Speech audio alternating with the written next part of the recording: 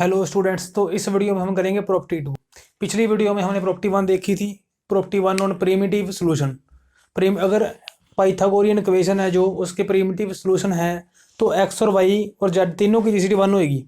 पिछली प्रॉपर्टी में हमने किया था एक्स और वाई की भी जीसीडी 1 होगी, वाई और जेड की भी जीसीडी 1 होगी, एक्स और जेड की जीसीडी 1 होगी। इस प्रॉपर्टी 2 देखो अब, if x Y z is a primitive solution. Primitive solution किसके होंगे? ऑफ द इक्वेशन, इस इक्वेशन की x square plus y square equal to z square. अगर एक्स वाई जेड इसके प्रिमिटिव सॉल्यूशन है then x and Y are of opposite parity. पहले मैंने आपको बताया था ऑपोजिट पैरिटी क्या होता है।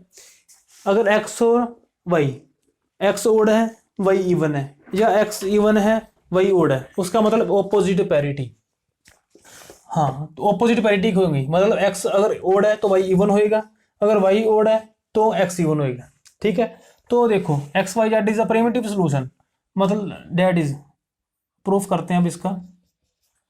अगर x Y z primitive solution है तो इन तीनों की जीसीडी 1 होगी, एक्स और वाई एंड जेड की जीसीडी क्या होगी? 1। आल्सो फ्रॉम प्रॉपर्टी 1 हमें क्या रिजल्ट पता है? अगर x Y z is a primitive solution ये होएगा, एक्स और वाई की जीसीडी 1 भी 1 होएगी। ये दूसरा लिख लो, प्रॉपर्टी 1 से हमने क्या निकाला था? एक्स और वाई की जीसीडी, वाई और जेड की जीसीडी, जेड एंड एक्स की जीसीडी क्या होगी? 1। From the first property we have concluded that X Y Z की GCD 1, X Y Z Z X की GCD 1। Now we have to prove that X and Y are of opposite parity, means if X is odd then Y is even, and X is odd y is even, or if x is even y is odd. We have to prove that x and y are opposite parity. So let us suppose that, firstly suppose that, let us suppose, हमने suppose कर लिया that x and y is odd, both x and y are odd, both x and y are even का case करते हैं पहले। x both x and y are even, even वाला easy case है तो इवन वाला पहले करेंगे। अगर एक्स एंड वाई इवन है तो टू एक्स को भी डिवाइड करेगा, टू वाई को भी डिवाइड करेगा, एंड टू डिवाइड्स वाई। और we know that if then two divides x and y की जीसीडी। अगर कोई नंबर है ए बी को भी डिवाइड कर रहा है, सी को भी डिवाइड कर रहा है, वो नंबर बी और सी की जीसीडी को भी डिवाइड करेगा। So we know that GCD of x and y is 1 from the property 1, 2 divides 1 which is impossible, क्योंकि मैंने बताया था आपको 1 को डिवाइड ओनली 1 प्लस माइनस 1, ये तो 1 1 को डिवाइड करेगा या माइनस 1 1 को डिवाइड करेगा, उसके अलावा कोई भी नंबर 1 को डिवाइड नहीं करेगा, मतलब किसी के भी टेबल पर 1 नहीं आएगा उसके अलावा। 2 divides 1 which is not possible. 2 divides 1 का मीनिंग क्या है? That is 1/2 is a integer, 1/2 is not integer, 1/2 is 0.5, so which is impossible. So दोनों इवन तो हो ही नहीं सकती। अगर दोनों इवन है, 2x को डिवाइड करेगा, y को डिवाइड करेगा, जीसीडी को डिवाइड करेगा, 1 को डिवाइड करेगा, विच इज इम्पॉसिबल। नाउ अब हम दूसरा केस करेंगे, केस 1 है जी। अब दूसरा केस देखो, case 2। Let us suppose that, let us suppose के स्पेलिंग तो पता नहीं मुझे क्या है जी। Suppose that X and Y are odd, दोनों क्या है? ओड। अगर दोनों ओड हैं तो सेमेस्टर 5 की जो बुक थी नंबर थ्योरी की, उसमें हमने किया था x is congruent to 1 mod x square is congruent to 1 mod 4 and y square is also congruent to 1 mod 4। If you are interested in proof of that, why x square is congruent to 1 mod 4, then we discuss now. x is any number, x and y are odd, means x का case देखेंगे हम। x odd है मतलब x क्या होगा? 2k plus 1, x क्या होगा? 2k plus 1। x square क्या होगा? a plus b का square, 4k square plus 1 plus 2ab that is 4k। x square is equal to 4 common आ गया, k square plus k plus 1। ठीक है, अब एक्स स्क्वायर देखो, एक्स स्क्वायर क्या आएगा? अब देखो एक्स स्क्वायर कितना कॉन्ग्रुएंट है, X square is congruent to 1 mod 4 X square is congruent to 1/4। इसका मतलब कॉन्ग्रुएंट का मीनिंग क्या है? If A is congruent to b mod m, इसका मीनिंग क्या है? M divides a minus b, m divide कर रहा है ए माइनस बी को। इसका मीनिंग क्या है? एक्स स्केयर कॉन्ग्रुएंट टू 1/4 के कहना क्या चाह रहा है ये? मतलब 4 डिवाइड कर रहा है एक्स स्केयर माइनस 1 को। तो आप देखो एक्स स्केयर माइनस 1 कितना आएगा? 4 के स्केयर प्लस के इंटीजर है एक। एक्स स्केयर माइनस 1/4 क्या आएगा? के स्केयर प्लस के, इट इज इंटीजर, के स्केयर प्लस के इज इंटीजर। डेट इज, अगर लेफ्ट हैंड साइड एक फ्रैक्शन है और राइट हैंड साइड एक इंटीजर है, इसका मीनिंग जो लेफ्ट हैंड साइड में डिनोमिनेटर है वो डिवाइड कर रहा है न्यूमिनेटर को।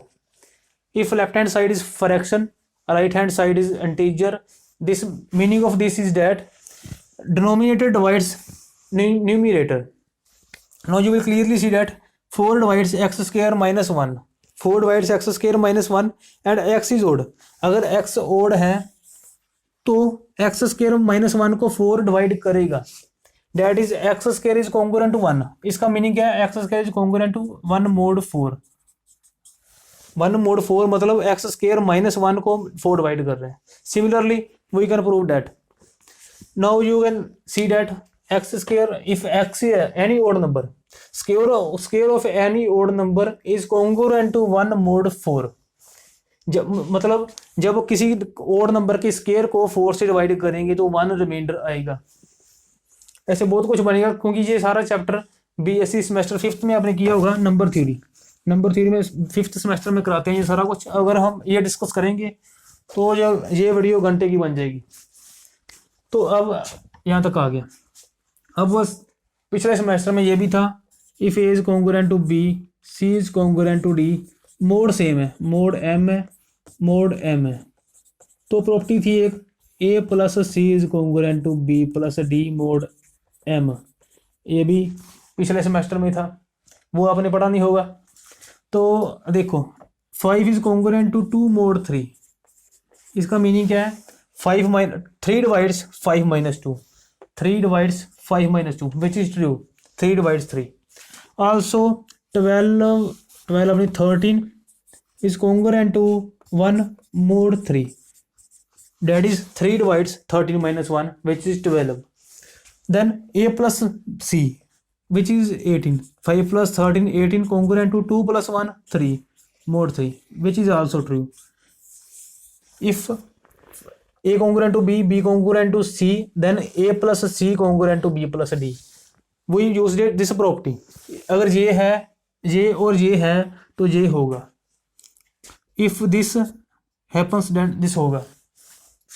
ठीक है, तो अब x दोनों को प्लस कर दें, x square plus y square, a plus c congruent to b plus d, 2 mod 4 आ गया। a plus c congruent to b plus d। अब x square plus y square कितना आएगा? किधर गया x square plus y square? ये रहा z square. कितना आ गया? Z square congruent to 2 mod 4। तो हमारा यहाँ तक आ गया। एक बार आगे हम देखते हैं, इसको रेज कर दें। आगे हम देखते हैं कैसे प्रूव करेंगे इसको, कैसे करेंगे। Z square congruent to 2 mod 4 आ गया, इम्प्लाइज। अब z square congruent to 2 mod 4 आ गया, मतलब जेड क्या होगा? इवन होगा। कैसे पता चला? Square of even number is even, square of odd number is odd. अगर ये ओड है, suppose this is odd, odd का स्केयर किया ओड आ गया। Odd if suppose that if possible z is odd, z का स्केयर किया odd का स्केयर किया, क्या आएगा? ओड। ओड माइनस 2 कर दिया। फिर ये देखो ये क्या कह रहा है? 4 divides Z square minus 2, 4 divides z अगर ओड है, ओड का स्केयर ओड, ओड का square odd minus 2 even, and odd minus even is equal to odd, odd minus even is odd. जैसे 5 minus 2, odd minus even is odd. पक्का ही odd आएगा जब odd में से इवन माइनस करेंगे। ओड में से इवन माइनस करेंगे तो ओड ही आएगा, और ओड में इवन प्लस करेंगे तो भी ओड ही आएगा। 4 डिवाइड्स ओड, 4 एक ओड नंबर को डिवाइड करेगा? कभी करता ही नहीं है 4 ओड नंबर को डिवाइड। सो जेड ओड तो हो ही नहीं सकता। सो पक्का ही है ये, तो z is even. So this is z is even, ये तो पक्का ही हो गया, क्योंकि अगर जेड ओड है, ओड का square odd minus even, odd 4 divides odd, ये तो हो ही नहीं सकता। जेड इज इवन मतलब जेड क्या है, 2 का मल्टीपल है, 2 इंटू समथिंग ले लिया के, मतलब means z square is equal to 4 के square, z square is equal to 4 के स्केयर। अब 4 के स्केयर है, 4 के square is congruent to 0 mod 4। अब यहाँ तक आप छोड़ दो, एक बार हमने इतना कर लिया। अब 4 के square is congruent to 0 mod 4, मतलब 4 के स्केयर 4 डिवाइड्स 4 के square minus 0, that is 4 divides 4 के स्केयर, विच इज ट्रू। 4 के स्केयर कॉन्ग्रुएंट किसके है, 0 की, मीन्स जेड स्केयर किसके कॉन्ग्रुएंट आ गया, 0 मोड 4 की। जेड स्केयर किसके कॉन्ग्रुएंट आ गया, 0 मोड 4 की। अब देखो Z is even, Z even क्यों होगा, जेड इवन क्यों होगा, जेड अगर ओड हो ही नहीं सकता, ओड का पहले बता दिया, अगर जेड ओड हो गया तो ये ओड बन जाएगा सारा, 4 ओड को डिवाइड कर नहीं सकता, तो जेड पक्का इवन होएगा। जेड इवन है मतलब z is equal to 2 into something, z 2 का मल्टीपल होएगा, इवन है।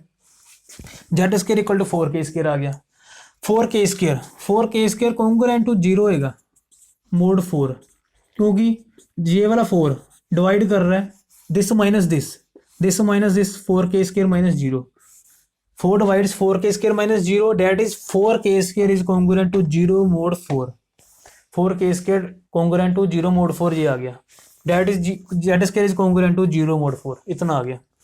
अब एक प्रॉपर्टी और थी, हमने देखा था जो ये रिलेशन है कॉन्ग्रुएंस वाला, ये है इक्विवेलेंस रिलेशन, ये भी आपने पढ़ा नहीं होगा। अगर ए कॉन्ग्रुएंट टू बी है, बी कॉन्ग्रुएंट टू सी है, then A is congruent to C, mod same होना चाहिए, जो मोड यहाँ पर है वही मोड है यहाँ पर, then A is congruent to सी।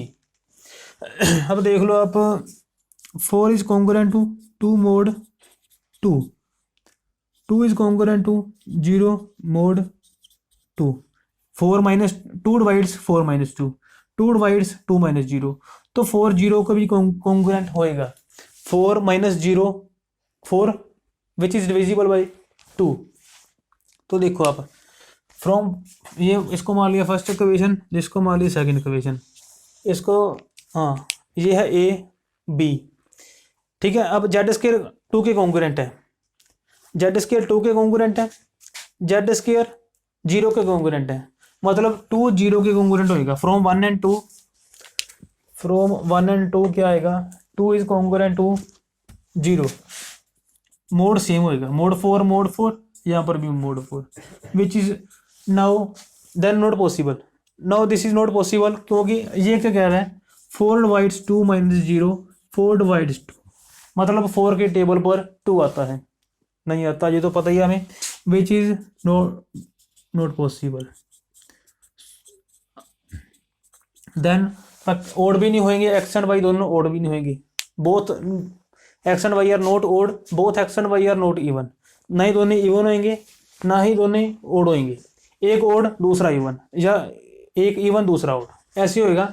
सो जो इसकी जो एक्स और वाई की पैरिटी होएगी, जो इसके अगर एक ओड है दूसरा इवन होएगा, X and Y are of opposite parity.